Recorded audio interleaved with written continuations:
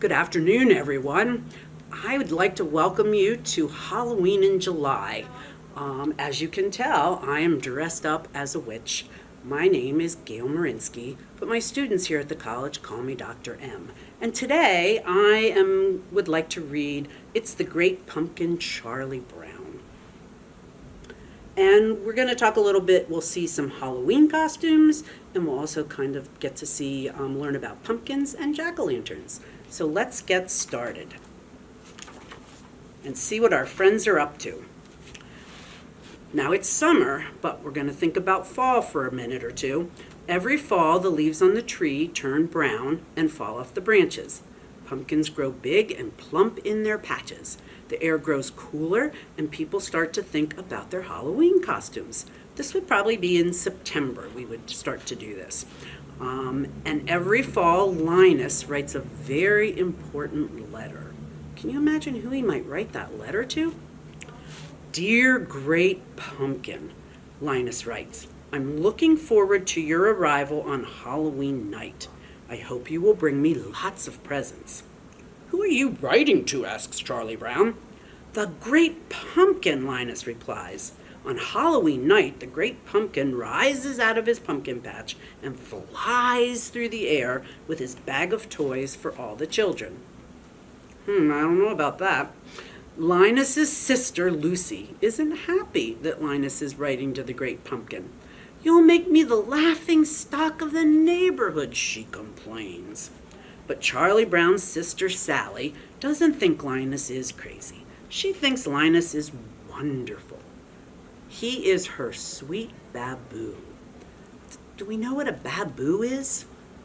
I think it's like a sweet teddy bear or a sweet something that's very special to you and you can hug. Wouldn't you like to sit with me in the pumpkin patch on Halloween night and wait for the Great Pumpkin, Linus asks. Sally is thrilled. I'd love to, she tells Linus. Later that day, Charlie Brown has a surprise waiting for him in the mailbox. I got an invitation to a Halloween party, he exclaims. Lucy thinks the invitation must be a mistake. There were 2 lists. She tells Charlie Brown, one to invite and one not to invite. Charlie Brown knows which list he was probably on, but he decides to go to the party anyway. On Halloween night, everyone is planning to go to the party, except Linus. My blockhead brother will be out in the pumpkin patch, making his yearly fool of himself, Lucy grumbles. She can't understand why Linus would choose to miss out on all the fun that Halloween has to offer by sitting around in the pumpkin patch. Everyone puts on a costume. Lucy is dressed as a witch. Charlie Brown is dressed as a ghost, but no one can tell what he is supposed to be because he has some trouble with the scissors. Sally is also dressed as a ghost, and so is Schroeder. They figure out how to use the scissors just fine. Pigpen is dressed as a ghost too. Everyone can tell which ghost he is because a cloud of dust surrounds him. Snoopy walks by, also dressed in a costume. Who in the world is that? Asks Lucy. He's a World War I flying ace, Charlie Brown exclaims. Now I've seen everything, Lucy says. Lucy declares that everyone will go trick-or-treating first and then go to the Halloween party. As they pass by the pumpkin patch, Linus sees them and gets excited, thinking they have come to wait with him. Have you come to sing pumpkin carols with me? He asks. You blockhead, Lucy yells at her brother. You're gonna miss all the fun, just like last year. Don't talk like that, Linus cries. The Great Pumpkin will come because I'm in the most sincere pumpkin patch. Oh, good grief, Lucy explains. She marches off with her friends. It looks like no one wants to join Linus in the pumpkin patch to wait for the Great Pumpkin. Except what about Sally? And here we can see he's in the pumpkin patch, sitting with the pumpkin and waiting. And we have all our characters that are dressed up and have become something different. Let's see what happens next. Sally is torn. She doesn't want to miss out on all the fun of trick-or-treating and a party, but Linus is her sweet baboo. What should she do? She runs back to the pumpkin patch. I'm glad you came back, Linus tells her.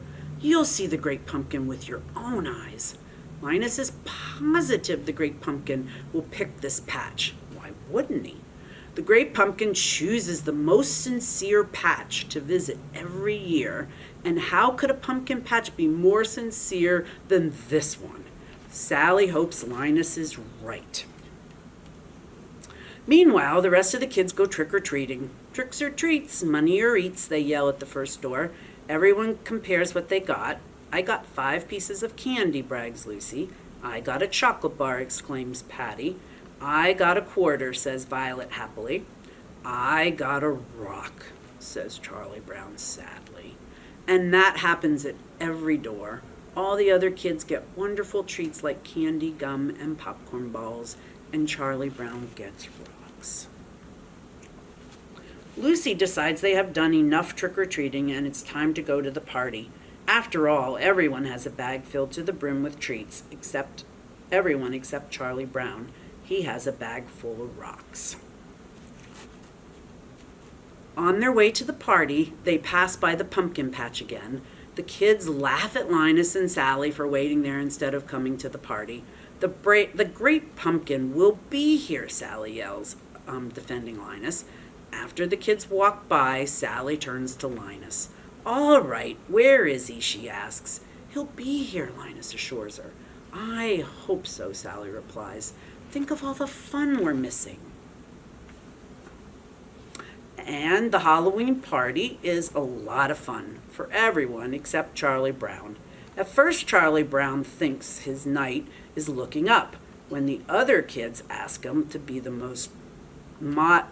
model for the jack-o'-lantern. That sounds like a great honor, but then he realizes that being the model means having Violet draw a big pumpkin face on the back of his head. It's not too fun, is it? So here we have a jack-o'-lantern. It has a face on it. And in the pumpkin patch, it's a pumpkin.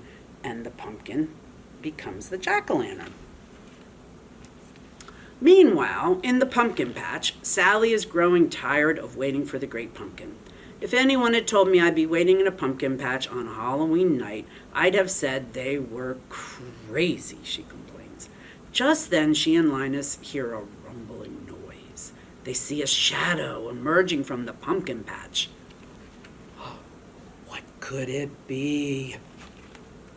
They see a shadow emerging from the pumpkin patch. It's the great pumpkin rising up out of the pumpkin patch, Linus yells. He's so excited to see the great pumpkin that he faints. Does that look like the great pumpkin, do you think?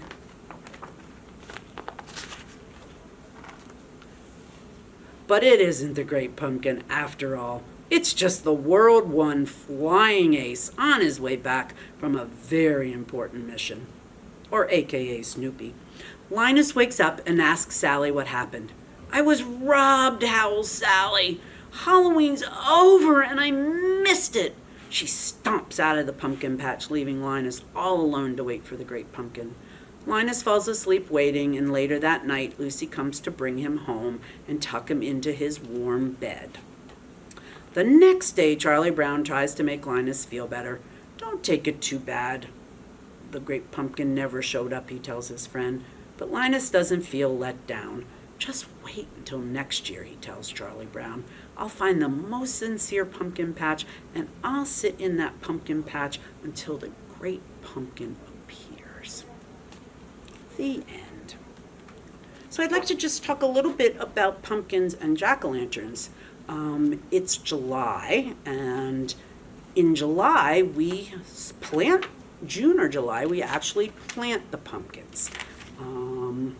And I have a little book that shows just a little bit about how it starts out as a seed. And then the pumpkin sprout grows into a plant.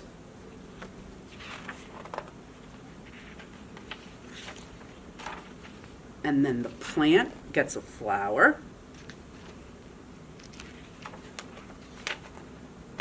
And the pumpkin flower grows into a pumpkin.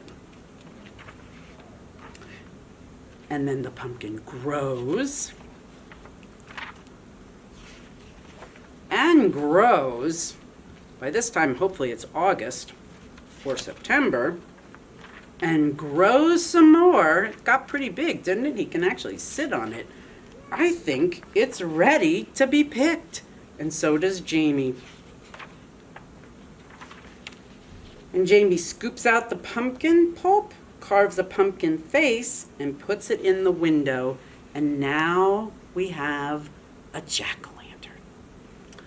Just as witches like to have their secret potions and brews, we're going to make Play-Doh and use that to make a pumpkin or a jack-o'-lantern.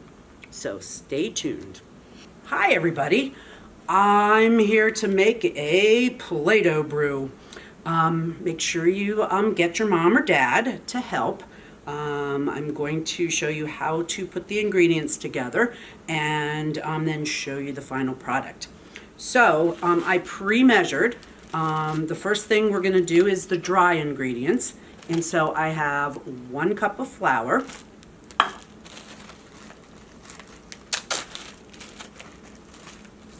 And when you're at home, you're going to have mom or dad help you fill up a measuring cup. We're going to do a 1/2 cup of salt.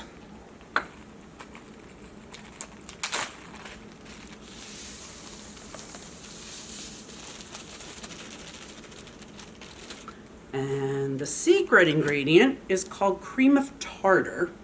And we're going to do 2 teaspoons of that. And when you're cooking, you have to level it off. So you have accurately 2 teaspoons.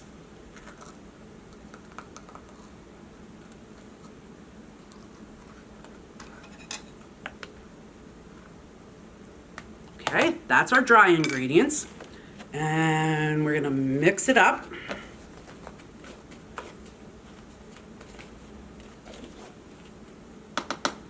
And then we're going to come over here to our measuring cup. And I have 1 cup of, I already put 1 cup of water in it, and you can see that. And to that, I'm going to add 1 tablespoon of oil.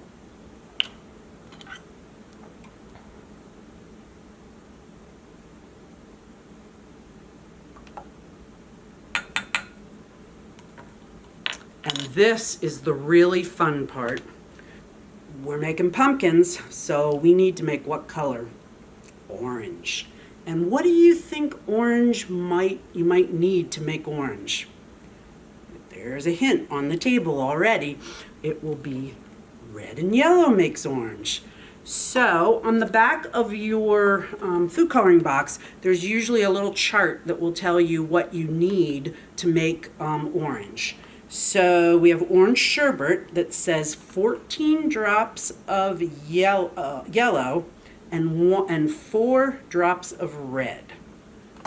So I like mine really a bright color, so I usually add a little bit more. So I'm hoping you guys will help me. I'm going to do 20, I'm going to double check, 20 drops of yellow. So can you count with me?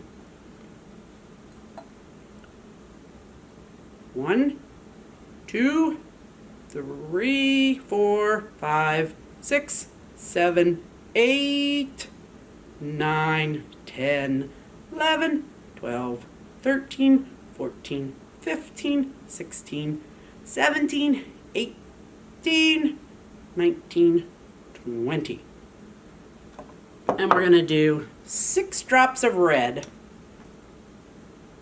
because I kind of halved the recipe. So we got 1, 2, 3, 4, 5, 6. And then you're going to take this and stir it up and break up those color bubbles. Got dark bubbles in there that don't want to break up. And then what I usually do is I'll take a little and put it into the plow into the dry ingredients so you can see what the color is. And it's kind of a pale orange right now. So I'm gonna do another shot of red, a couple more drops of red. This is something that you can play with, and you can make any color you want if you're not making pumpkins.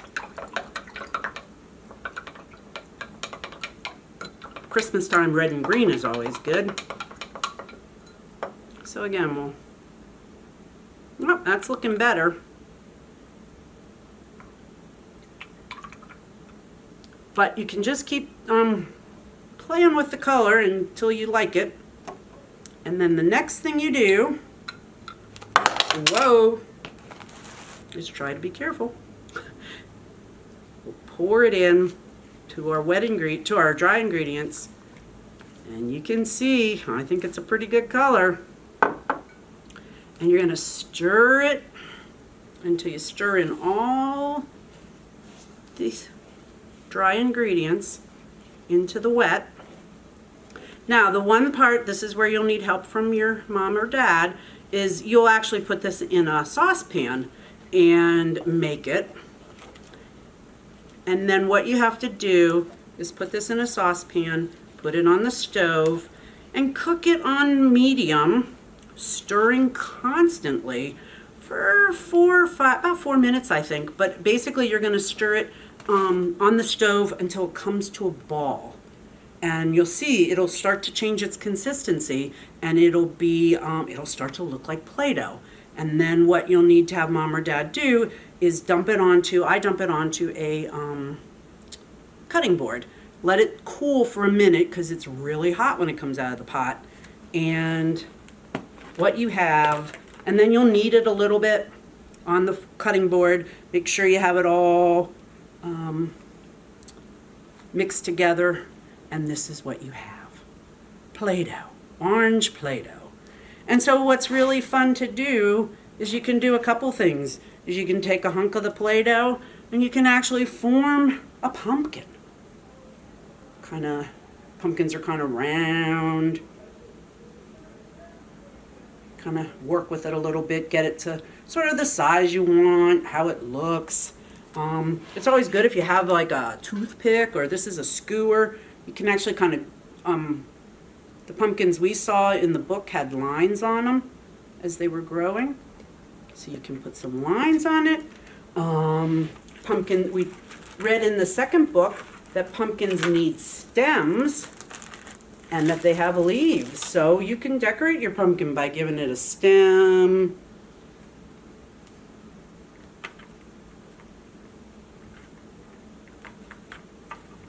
Giving it a leaf or two.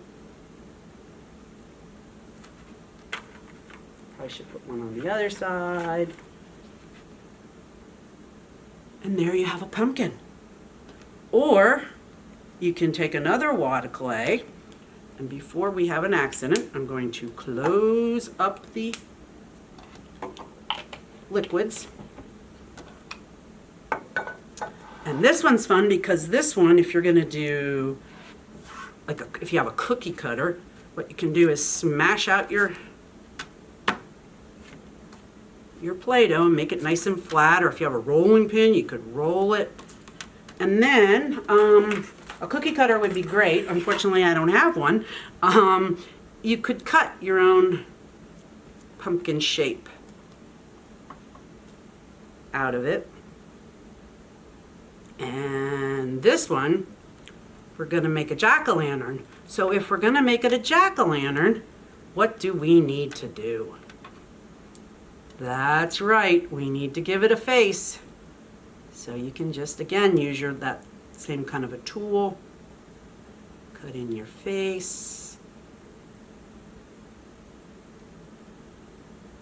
And you have, whoopsie doopsie, a jack-o'-lantern. There you go. So, I hope you have fun. I hope you like the story, and I hope you have fun making Play-Doh. And the cool thing is you can make any color for any purpose at any time of the year. Thanks for joining me.